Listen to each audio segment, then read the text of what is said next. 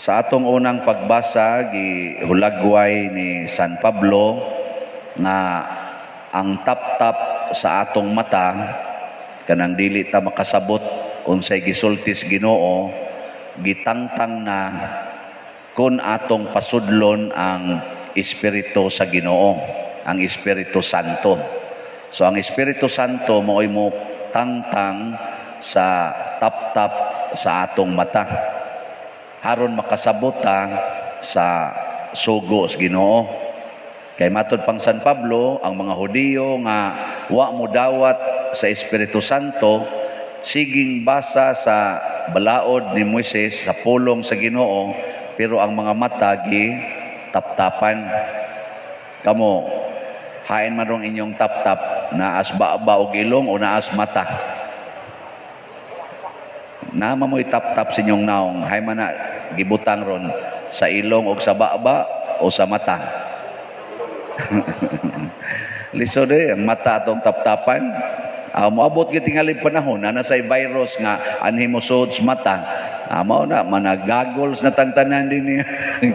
Sunglasses na taan ni inig ko anya kadag yung sirado kay nga sunglasses ba murag kag moadto sa mudive ka didto sa kanang ocean kay og naay gamay nga hangin musod sa mata, ang virus musod na ana maabot nga na panahon na karon ba pag ilong sunod mata gini.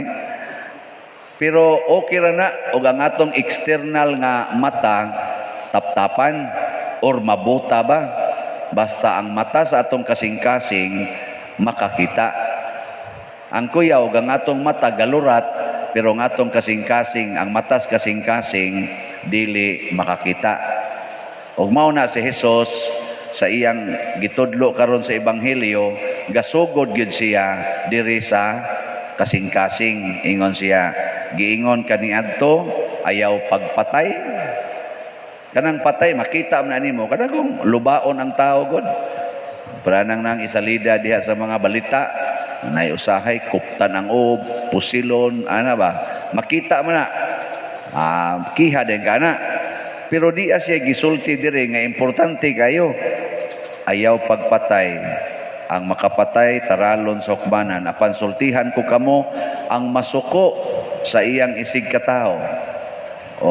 Kana ang masuko, kanang kasuko di am na dire nganhi.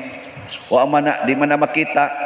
Karon pwede man mo gasige mog tan-aw nako, nya smile sa mo diha. Pero inyong kasing-kasing gasige diging kanus amo ni mamatay ni pariya, kanus amo ni matay sa. Nasa usay na ka diha, gitawag og pakaron ingnon ba? Sige kag dugdog des imong asawa pero nangandoy na day ka makanser unta ning animal aron mapuli na tong kabit nako dire. Nayo ba ning nana tingali abot law ako kay bawo pero masin ba? Kamu, amo na magunahuna, kamu mga asawa, kanusa mo ni matiwas ni palahubugan ni, may maligsa na ni kabalhabal. Kana bang maglagot na ka ba? Pero di makita sa imong naong. Adaghan kayo na sa mga kompanya, kanang magtrabaho sa kompanya.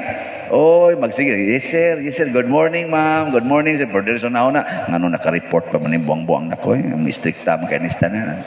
Awasay siguro dinis kumbinto ana-ana lang ni mga kaning ako dinhi mga sakristan nga pader good morning pader pero una-una to ibalhin na unta ni pariya may tang mabalhinan. Di na makita pero giwarningan ta nga equal ra day na siyang salaa sa kadtong makita nga pagpatay. Muna ang mga sala mahitabo gidi ay sa hunahuna, sa pulong og sa buhat. Mo nang duna gitay responsibilidad sa pagkontrol sa atong hunahuna, sa paglimpyo sa atong kasing-kasing. Ug mao na ang tinuod nga meaning sa balaod sa Ginoo. Ang balaod sa Ginoo motudlo nato unsay limpyuhan. Unsay limpyuhan ba? Pranang adultery. Gatuod itang adultery kanarag yung actual nga makig-sex ka sa tao nga dili nimo asawa, dili bana, mo man gini atong hunahuna, hala nakapangabit. Pero wa na ta maghunahuna nga adultery di ay ang premarital sex kanang mga nag-uyab nga mag-sex. Wa na ta na maghunahuna. nga dako di ang sala ang pagpuyo-puyo kanang magtipon nga way kasal. Ang atong gitanaw na lang yun, total pulos man sana sila kuan, single, dalaga man na, ulitaw man ni, magpakasal raman unya na sila. Nya murag okay lang kay magpakasal raman unya na sila. Pero wata maghunahuna nga posibleng mamatay sila o kaha silang nagtipon, wa maghunahuna nga posibleng mamatay sila anytime. Unya ang ilang planos kasal 5 pa ka tuig gikan karon, nya 5 ka adlaw gikan karon, patay na di sila. Di magbaong sila anang salaa. Nya moingon din, ada mo sabot rang Ginoo oy, mo sabot ra. O dili gyud. Kay ang balaod sa Ginoo, dot Dios kasing-kasing. Gani ang iyang paghukom nato di agyos kasing-kasing. Dili sa makita. Ingon ani, ingon mo ron, kanis father, malangit yun ni. Namin ni text nako sa kuan, kanabang messenger ba? Ni message siya nako, Father, sa imo bang nabuhat des inyong parokya, tanaw nako Father, santos naman ka, nako simba ko, intaw simba ko. So nakag santos, mamatay man yung ka anak, di waso ko mingon simba ko. Pero magtanaw ba? Anak, oy, dili na mo'y basihanan sa Ginoo.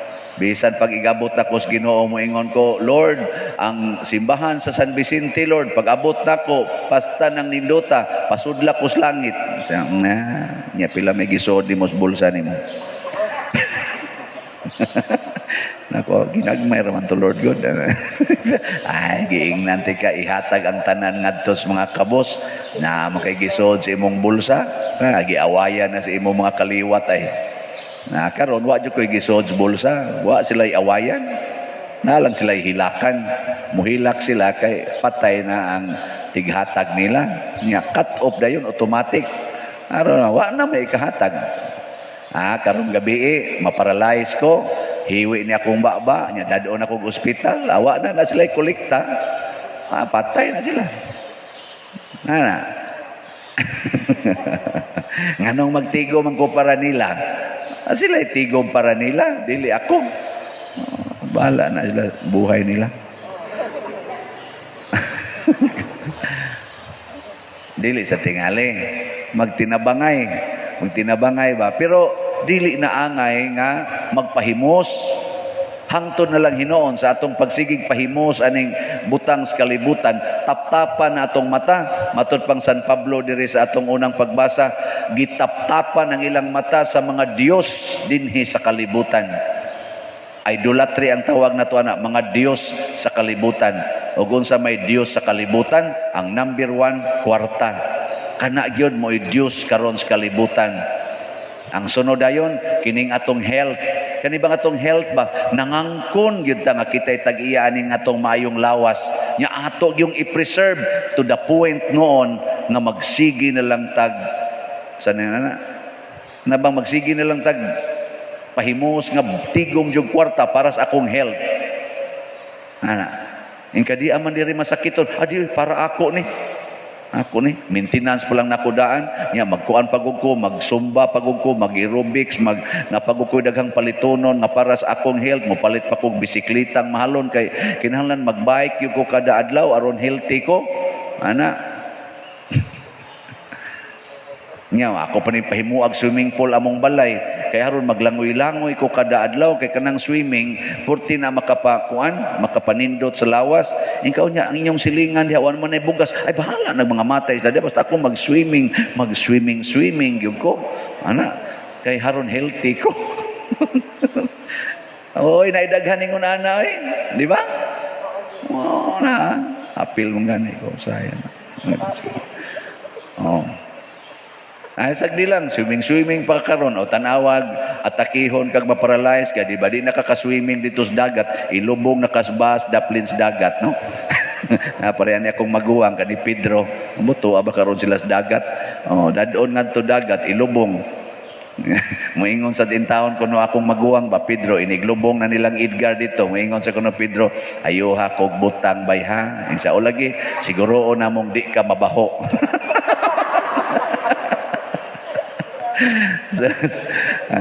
Di ako na ikaw sa gilubong siya ba, kutob ra ba kuno dinhi ang paglubong? Diya siyota ba?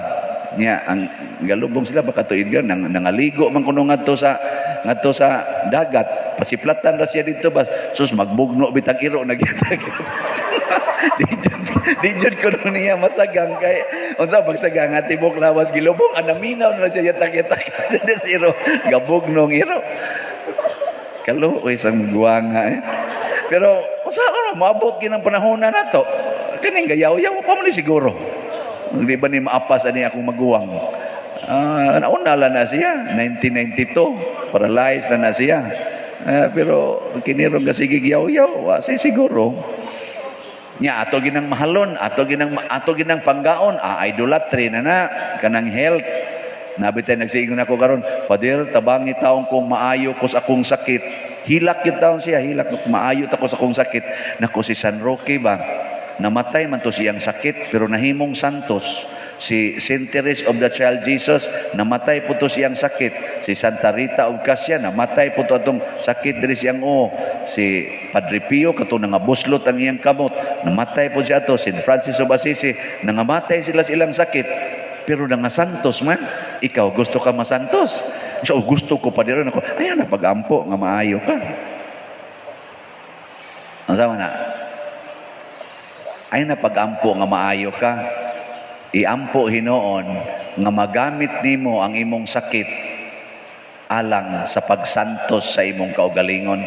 Kana bang ang imong sakit mutudlo nimo nga dili ikay tag-iya sa imong lawas, dili ikay tag-iya sa imong health, dili ikay tag-iya sa imong kinabuhi. Maunay makawagtang sa tap-tap aning atong mata nga ang kamatayon mutudlo na nato nga kining kinabuhi dinis kalibutan dili kita mao'y tag-iya kay karon gud mura man kung tagdi na mga matay sige na malatag kinuralay ang atong balay haron lang gyud secured ta nga di gyud kuno ta matulis kay basig patyon ta ay dili ang tulisan mo patay nimo kanang gikaon nimo dias lamisa maunay mo patay nimo unsa ka diha ay na lang pagkural. Mas may pa ka na imong kural, imo na lang nang iatras, dako pag-agianan ang imong silingan, aron dunay mamatay dito, ang lungon ug ang purlon makasud.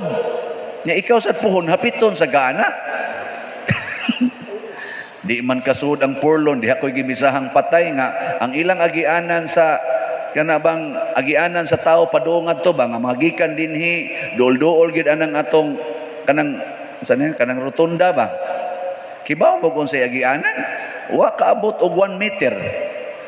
Ako gud ako kog tiyan, takilid gud ko padong dito kay pulos coral dire. Tuay namatay dito. Nakuha nyo iagi ang lumon nga taas man ang paril di man ninyo giagi sa amo na lang giagi dito sapa pa din. Dito sila sapa. Nakuha niya inig ka lubungan ni sa adto gyud po sapa iagi niya ibagat na lang dito sa karsada. Ang mga way batasan nga silingan. Ila ra basang mga parinti na nagkinuralay silang agianan aron yung kuno secured sila. Uy, ayaw in taon pag secure sa imong kinabuhi kuhaon ra na sa tag-iya nga mao ang Ginoo og paninglan ka didto sa iyang hukmanan og maotoy angay natong andaman dili ning hukmanan dinhi anang kamoron, wa mo magsiging secured sa inyo, tagurha ka buklak sa inyong pultahan. Napagi CCTV. Haron kunuhay gidi jud ka mamatay. Oy, kamatay diha anytime. Ang importante, limpyo kag kasing-kasing, limpyo kag hunahuna, nindot kag binuhatan, gasubay ka sa sugo sa Ginoo, mao nay importante. Haron inig pangadji ni Inday Teresita sa imong haya, langit yung ka. Haron inigmisa ni Padersiano in kasog di maunas Padersiano nimo langit yung ka. Ganabitang inigmisa nako karon daghan kita dinhing nagtambong aning misa. Kinira bang atong misa pamasin na ra ba lang ni para malangit ning ni ang gahigda dire. Nako ang importante katong wapa siya mo higda aning lungon unsay iyang binuhatan.